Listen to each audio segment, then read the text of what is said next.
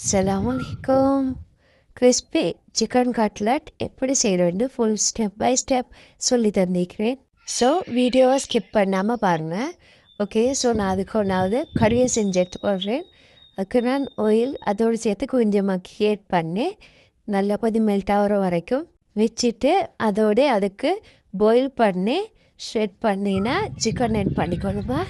இதோட மெஷர்மெண்ட்ஸ் பார்த்தீங்கன்னா நான் டிஸ்கிரிப்ஷன் பாக்ஸில் தந்திக்கிறேன். ஸோ உங்களுக்கு அதை பார்த்து செஞ்சுக்கணும். ஓகே, ஸோ இதை மாதிரி சிக்கனை நல்லா மிக்ஸ் பண்ணி எடுத்துகிட்டு ஆயிலில் கொஞ்சம் 2 மினிட்ஸுக்கு மாதிரி ஃப்ரை பண்ணுறதுக்கு விட்டுருங்க. இதுக்கு நீங்கள் மீடியம் ஃப்ளேமில் வச்சு குக் பண்ணி எடுத்தாலும் போதும். ஸோ இது நல்லா குக்காகின அப்புறம் நான் ஆனியன் அதோடு சேர்த்து கொஞ்சம் டொமேட்டோ சில்லி அதோட கொஞ்சம் ஜிஞ்சர் கார்லிக் பேஸ்ட் போட்டு நல்லா மிக்ஸ் பண்ணி எடுத்துக்கோங்க. ஸோ இதெல்லாம் மெட் பண்ணின அப்புறம் நல்லா மிக்ஸ் பண்ணி எடுத்துக்கோங்க. மிக்ஸ் பண்ணிவிட்டு அது ஸ்பைசஸ் ஆட் பண்ணிக்கொள்கிறேன். ஸோ அதுக்கு நான் சால்ட் ஆட் பண்ணிக்கிறேன். சால்ட் அதோடு சேர்த்து பெப்பர் அதோட கொஞ்சம் கியூமன் பவுடர் அதோட கொஞ்சம் டர்மரிக் அதோட சில்லி ஃப்ளேக்ஸும் ஆட் பண்ணிக்கிறேன். உங்களுக்கு சில்லி ஃப்ளேக்ஸை ஸ்கிப் பண்ணிடணும் ஸ்பைஸியாக வேணும்னு சொன்னால். அப்படி இல்லைன்னா உங்களுக்கு இன்னும் ஸ்பைஸியாக வேணும்னா இன்னும் சில்லி ஃப்ளேக்ஸ் ஆட் பண்ணிக்கோங்க. ஸோ நான் இன்னும் ஸ்பைஸி ஆக்கிறதுக்கு கொஞ்சமாக இனி பவுடர் ஆட் பண்ணிக்கொண்டேன். ஸோ அதோடு சேர்த்து பாயில் பண்ணி ஸ்மேஷ் பண்ணி வச்ச பொட்டேட்டோ ஆட் பண்ணிக்கிறேன்.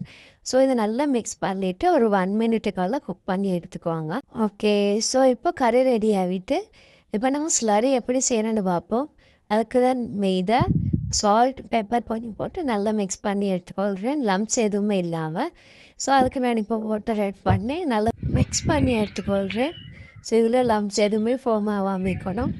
ஓகே, ஸோ ஸ்லரியும் ரெடி ஆகிட்டுது.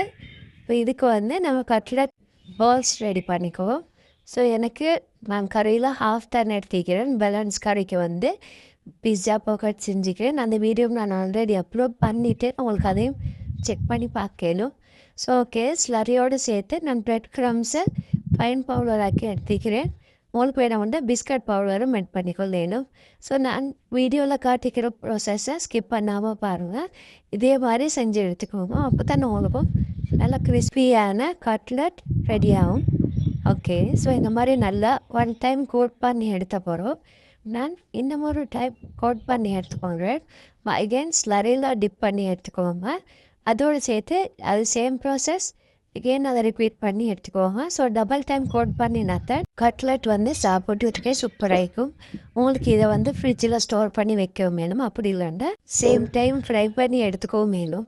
ஓகே, ஸோ இதை மாதிரி நல்லா ஹொட்டாயின அப்புறம் ஒவ்வொரு கட்லட் பால்ஸாக போட்டு எடுத்துக்கோங்க. நீங்கள் போட்ட உடனே மிக்ஸ் பண்ணக்கூடாது. இதை மாதிரி கொஞ்சம் கலர் சேஞ்ச் ஆகின பிறகு தான் மெதுவாக நான் வீடியோவில் காட்டிக்கிற மாதிரி மிக்ஸ் பண்ணி எடுத்துக்கோங்க. இதுக்கு ஃப்ளேம் பார்த்தீங்கன்னா மீடியம் ஃப்ளேமை விட கொஞ்சம் லோவில் இருக்கோங்க. கட்லட்ஸை நீங்கள் உள்ளே போட்ட உடனே டர்ன் பண்ண பார்த்தீங்கன்னா அது அப்படியே பிரேக் ஆகிடும். ஸோ இதை மாதிரி நல்லா கலர் சேஞ்ச் ஆகின பிறவே டர்ன் பண்ணி எடுத்துக்கோங்க. ஓகே, ஸோ கிறிஸ்பியான கட்லட் ரெடி ஆகிட்டு உங்களுக்கு இது இஃப்தாருக்கும் சர்வ் பண்ணிடலாம். அப்படி இல்லைன்னா ஓர்டர்ஸ்க்கும் செல் பண்ணிடலாம். அப்படி இல்லைன்னா உங்களுக்கு ஃப்ரை பண்ணாமல் ஃப்ரிட்ஜ்லேயும் ஸ்டோர் பண்ணி எடுத்துக்கலாம். ஓகே, ஸோ வீடியோவில் என்ன சரி டவுட்ஸ் இருந்தால் கட்டாயம் கமெண்ட் செக்ஷனில் கேளுங்க. பாய் பாய்.